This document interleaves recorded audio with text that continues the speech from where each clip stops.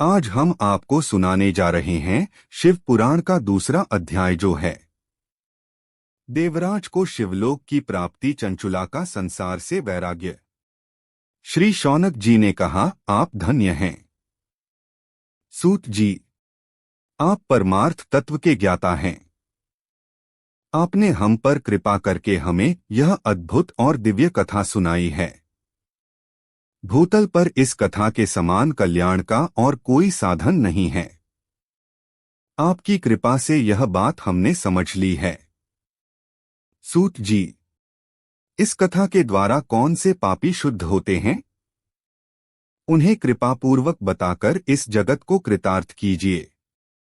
सूत जी बोले, मुने, जो मनुष्य पाप, दुराचार तथा कामक्रोध, मद, लोभ में निरंतर डूबे रहते हैं, वे भी शिव पुराण पढ़ने अथवा सुनने से शुद्ध हो जाते हैं तथा उनके पापों का पूर्णतया नाश हो जाता है। इस विषय में मैं तुम्हें एक कथा सुनाता हूँ। देवराज ब्राह्मण की कथा।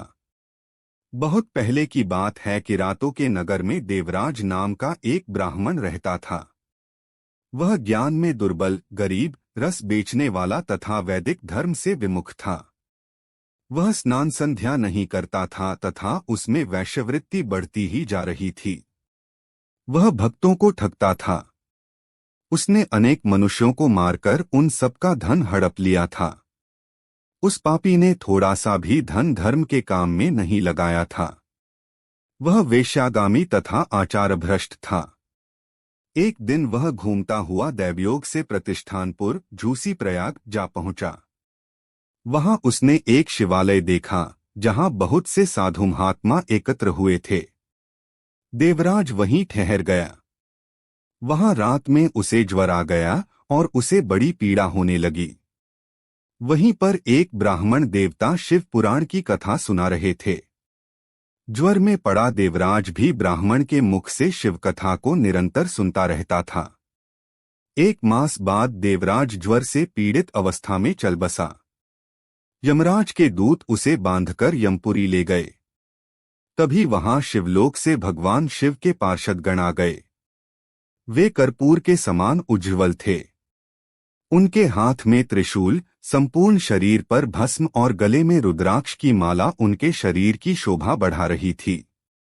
उन्होंने यमराज के दूतों को मारपीट कर देवराज को यमदूतों के चंगुल से छुड़ा लिया और वे उसे अपने अद्भुत विमान में बिठाकर जब कैलाश पर्वत पर ले जाने लगे तो यमपुरी में कोलाहल मच गया, जिसे सुनकर यमराज अपने भवन से बाहर आए। साक्षात रुद्रों के समान प्रतीत होने वाले इन दूतों का धर्मराज ने विधिपूर्वक पूजन कर ज्ञान दृष्टि से सारा मामला जान लिया। उन्होंने भय के कारण भगवान शिव के दूतों से कोई बात नहीं पूछी। तत्पश्चात शिवदूत देवराज को लेकर कैलाश चले गए और वहां पहुंचकर उन्होंने ब्राह्मण को करुणावतार भगवान शिव के हाथों में सौंप दिया। शौनक जी ने कहा, महाभाग सूत जी, आप सर्वज्ञ हैं। आपके कृपा प्रसाद से मैं कृतार्थ हुआ। इस इतिहास को सुनकर मेरा मन आनंदित हो गया है। आथ भगवान शिव में प्रेम बढ़ाने वाली दूसरी कथा भी कहिए।